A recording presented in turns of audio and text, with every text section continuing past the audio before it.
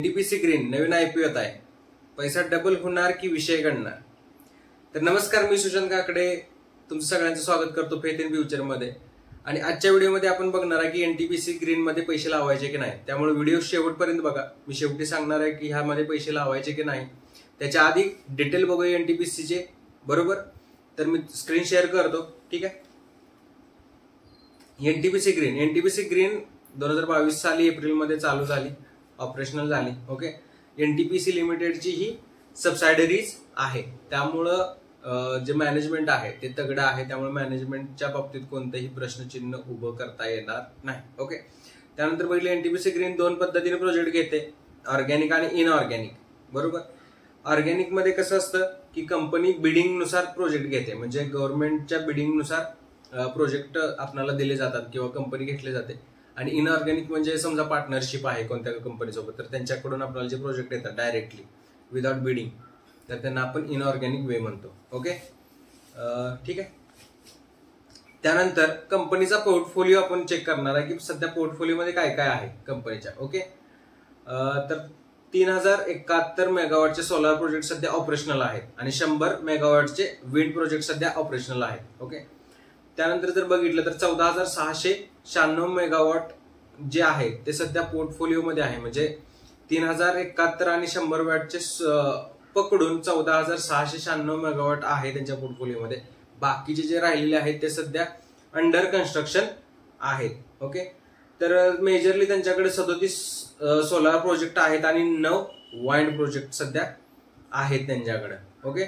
तर 31 renewable energy project in 7 state, म्हणजे 7 राज्यामध्ये ते 31 प्रोजेक्ट वरती सध्या काम करतायत, बरोबर. ठीक आहे. तर नेक्स्ट त्यांचा रेव्हेन्यू आपण चेक करूया. रेव्हेन्यू 170 वरून 2028 वरती त्यांचा रेव्हेन्यू गेलेला आहे. टोटल रेव्हेन्यू म्हणजे जवळपास 11x होते ते, 11x. ओके. जर नेट प्रॉफिट बघितला तर 174 वरून 73 आहे, म्हणजे जवळपास 2x आहे. तर पॅट पण चांगला आहे, नेट प्रॉफिट आणि रेव्हेन्यू पण खूप वाढलेला आहे. ठीक आहे. तर की इंडिकेटर काय आहे, तर NTPC green majorly after IPO 91,000 कोटीची कंपनी होणार आहे. ठीक आहे. आरओई 7.39% आहे. डेब्ट टू इक्विटी 1.91 आहे. आरओएनडब्ल्यू आहे ती 2.41 आहे आणि प्रॉफिट टू बुक व्हॅल्यू जी आहे ती 9.89 आहे. त्यानंतर पॅट मार्जिन पण 16.2 आहे. म्हणजे सगळं व्यवस्थित आहे, काय मेजर प्रॉब्लेम यामध्ये दिसत नाहीये. एनटीपीसी ग्रीनच्या आयपीओचे डिटेल्स थोडे की आयपीओ 19 तारखेला लॉन्च होणार आहे, 22 तारखेपर्यंत चालू असणार आहे तो, बरोबर. 102 ते 108 त्यांनी प्राइस बँडची व्हॅल्यू ठेवलेली आहे आणि लॉट साईज 138 ठेवलेला आहे. ओके. तर एम्प्लॉईसाठी 5 रुपयेचा डिस्काउंट पण इथं त्यांनी दिलेला आहे. ठीक आहे. यामध्ये मेजर दुसरं काही नाही आहे.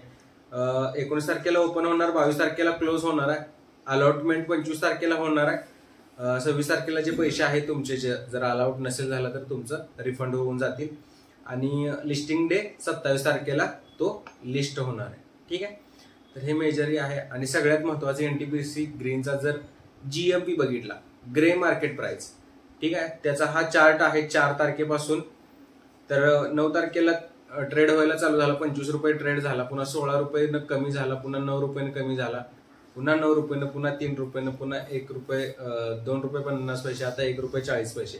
सध्या फक्त 1.3% वरती ग्रे मार्केट प्राइस ट्रेड करते. त्यामुळं ह्यामध्ये आमचं रिकमेंडेशन जे असेल ते असणार आहे की जे रिस्की पीपल आहेत ते लॉंग टर्म साठी यामध्ये बाय करा. ऑब्व्हियसली रिन्युएबल एनर्जीमध्ये येणारा काळ हा चांगला आहे. त्यामुळे लॉंग टर्मचा जर विचार करून तुम्ही आयपीओ मध्ये अप्लाय करत असाल तर तुम्हाला लॉंग टर्म मध्ये जरूर गेन होणार आहे. पण जे शॉर्ट टर्म साठी म्हणजे आयपीओ पुरतेच आणि लगेच आयपीओला एक्झिट करतात आयपीओ अलाउड लिस्ट झाल्यानंतर, तर त्या लोकांनी कुठेतरी हा आयपीओ टाळा असं आमचं म्हणणं आहे. ठीक आहे. तर थँक्यू व्हिडिओ शेवटपर्यंत बघितल्यासाठी सॉरी. तर हा व्हिडिओ जर तुम्हाला इन्फॉर्मेटिव्ह वाटला असेल, ज्यांना आयपीओ मध्ये अप्लाय करायचा असेल त्यांनी त्यांच्या मित्राला हा व्हिडिओ शेअर करा, व्हिडिओ लाईक करा आणि आमच्या चॅनलला सबस्क्राईब करा. थँक्यू.